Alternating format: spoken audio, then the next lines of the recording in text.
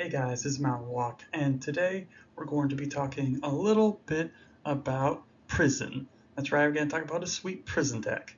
Yep, this is one of my favorite types of decks. Man, this one is so fun. Like, I always like prison decks. This is really great. Like those are really fun. I like making people not be able to do anything. That's great. I like hard locks. I must admit. Those are always great. So this deck, of course, I love. We're talking about Armageddon Stax. This is right. It's totally sweet. It's got a lot of Armageddon and smokestacks and stuff. So, so this is a super clever deck, whose genesis was from like a gajillion years ago. It was an old legacy deck, um, and I was totally like feeling pretty clever, pretty smart, pretty smug, when I sort of put two and two together. Um, I was talking to people like on the Premodern um, Discord, just about like different like artifact based decks and stuff. And then I was like looking at all this stuff. I'm like, oh, this is kind of cool. This is kind of interesting. Da da da da da. And then um, I was like, man, I wonder if we can make like a cool like stack style deck or whatever. And I was like trying to figure out. I'm like, man, how do we do that? And then also there was this other unrelated thought thing that I was like, man, I wish I could play like Ghostly Prison, in my in like all my different like white based like in Cherry Parfait or other sort of style of decks, like Enchantress or anything like that. I was like, man, I wish I could play something like that because you only have propaganda because that was the white propaganda was later color shifted, um, like that was from Champions of Kamigawa, so like that was way later, and so I was like, man, what's going on? What's going on here? That sucks. And then somehow I saw these cards from Legion, and then bam, like all three of these things just sort of congealed together, some sort of at least confluence of ideas and events and yada yada yada. Anyways, I'm really smart. Uh, Always really great. I like the Premon Discord. A lot of really nice people in there. A lot of people to talk to, really bounce ideas off of. So it's always cool. Um, so yeah, partial credit goes to them. Um, yeah, man, it was great. I totally had sweet ideas. So without further ado, let's look at this thing. Okay, so here we go. Now, I'm not 100% sure exactly what this should look like. A lot of the stuff, are gimmies, smokestack, tangle files, tanger. Words are tough. Words are tough when you're trying to be so excited. Tangle wire, sphere of resistance, Armageddon, of course.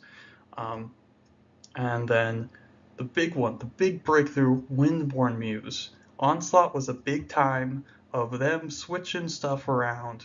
You had Naturalize, so then you had, like, say, the disenchant effects went to green, so you have Naturalize, and you had, like, say, all sorts of things like temporary mana acceleration switched to red. You had, like, Brightstone Ritual.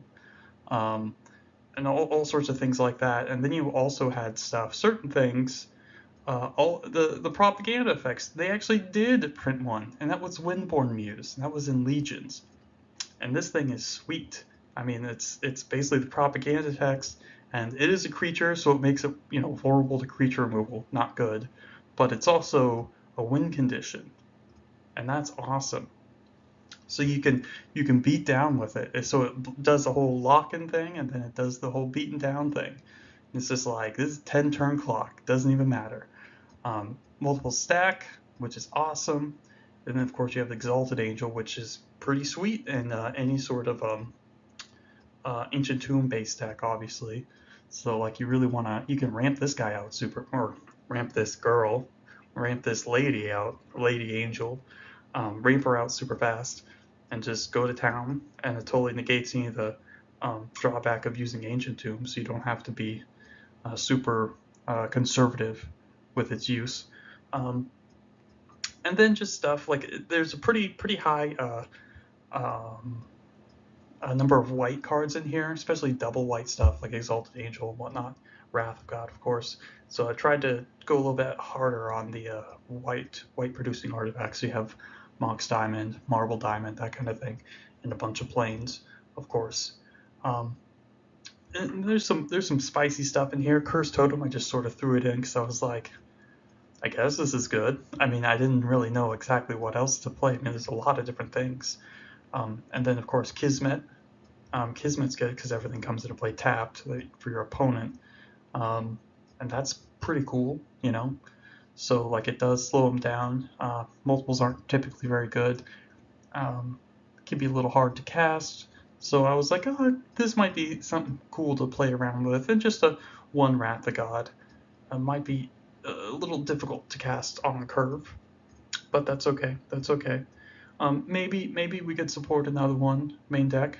I mean, it's hard to tell. I think that's pretty reasonable, depending on the way the mana shakes out. But yeah, I think that's pretty interesting. So yeah, basically just typical Stax cards. But we got Windborn Muse. That's sweet. And of course, Exalted Angel. Another sweet, good card that rocks and rolls and all that good stuff. Um, and then there's all sorts of other things. The sideboard, we got Light and Tutor, of course. Love and Light and Tutor. We can actually play this card because we don't have access to Chalice, so it doesn't shut off one mana spells for us, so that's great. Um, Although obviously we do wish we had Chalice, right? Am I right, fellas? So yeah, we really wish we did. Wish we had all those broken. Man, how great would the Crucible worlds be? And you could play the Judge one, which is like, got the old fashioned like brown artifact. So it actually looks like a card you could play in Mud, or any of these stacks. I mean, they should just make like a rule where it's like, okay, you can play Dark Confidant if you have the Judge one that has the old frame, or you could play Crucible of Worlds if it's the old one with the Judge frame. That should be a rule. That should be a rule. This is a good rule. I like this rule. This is genius. I mean, I don't want to play four. I just play a couple. Just a couple Crucibles. Support my smokestacks. Support my Dust Bowls and Wastelands. Anyways, then we got another Wrath in the board, Tormod's Crypts, Winter Orbs, Sacred Ground, Seal Cleansing. Sacred Ground, of course, is against other decks that want to mess with our mana base and stuff like that. Excuse me. Then we got Mobilization, because it's like a hard block with a Smokestack. Of course, it's a little dirly though, so I don't have it main deck. Might be okay, maybe main deck, but yeah. Light of Day just against black decks, and then Sphere of Law, of course, against the red decks. And I mean, there's other stuff, like Sabo's Web and all sorts of things like that. I mean, sky's the limit, right? But so yeah, I mean, has some wiggle room in here. I'm not exactly sure what's the best way to go about it. Some of it's obviously like you're not getting rid of the ancient tombs, the city traders, even really the crystal veins. You need a bunch of planes, and then of course obviously you need the Armageddons, all your typical lock stuff, and then of course your mana ramp and all this other stuff. So some of the stuff's set in place, other stuff is not so much. But this is a pretty good start in place. Pretty good start in place.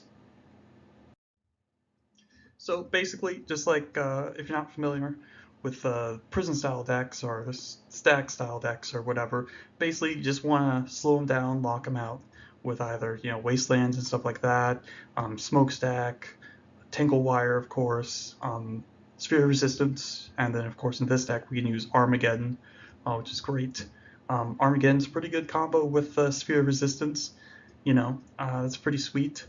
Um, I mean. It's I cast an Armageddon in this deck feels pretty sweet. Feels pretty good, especially you got like all the artifact ramp and Mox Diamonds and Marble Diamonds and all sorts of good stuff like that. But unfortunately, the only problem is like these kind of decks tend to be a little bit inconsistent. So maybe you could say like, oh, maybe you should play something like Enlightened Tutor main deck, and I could certainly see that. Um, but I wanted just like a higher threat density. And it's a little bit slow too. But but yeah, I could see Enlightened Tutor main deck, and I think that'd be okay.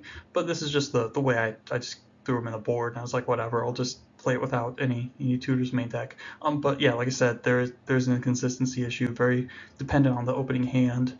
Um, so that's just comes to the territory with these sort of tomb-based decks for the most part. We don't have access to Memory Jar, so what are you gonna do, right?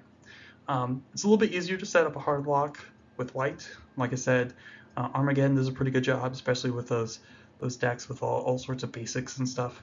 And just lock them under like a Sphere of Resistance or two or something, or um, Windborn Muse makes it a lot harder to attack. So that's pretty sweet. You get all sorts of answers with white. Typically, you wouldn't be able to get with other colors. Of course, you got Armageddon, big selling point, but stuff like Seal of Cleansing and Naturalize. I think I like Seal a little bit more, lets you empty your hand a little bit faster. And you get to use weird cards, weird stuff. Like I said, the aforementioned Windborn Muse. It's a sweet card, man. I love it. I'm so excited I get to use like weird stuff like that. I mean, you could even use more typical stuff like swords or whatever if the deck is struggling against like aggressive decks. I could see playing a couple swords in the main deck or board or both or whatever to sort of mitigate that. And obviously something like Aura of Silence it would be really good main deck, but it seems too hard to play on curve, I think. So that's why I just went with Seal of Cleansing. Obviously Aura of Silence is better because it taxes them. That's awesome. But we don't really get to do that because I think the mana is just a little too difficult, not quite there, and a little too difficult to cast like on curve. And I don't really want to get stuck with a handful of double white cards. So I guess I'll just hang out with the Seal of Cleansings and the sideboard. But yeah, there's all sorts of kind of wonky stuff you can use, so that's pretty sweet. It's pretty cool, pretty cool. It's a pretty interesting deck. I played it a long time ago in Legacy, although it did have you were able to play like Chalice and Trinisphere and stuff like that. But yeah, it did play a lot of same similar cards. I mean, yeah, Sphere of Resistance is pretty good with Armageddon. Slows them down quite a bit. Pretty cool, pretty cool. So yeah, that's pretty much it. I mean, yeah, that's nothing too wonky about it. If you're familiar with these kinds of decks, nothing too weird here. Well, some weird stuff. I guess the Kismet or whatever, and the Windborn Muse are a little spicy, but that's okay. That's okay. We like spicy. So yeah, gotta get those powerful women flying angel chick things. I think Windborn Muse is a spirit though, but she's very powerful. So very cute. So yeah, that's pretty much it, guys. That's it for today. So thanks for stopping by, and have a great day.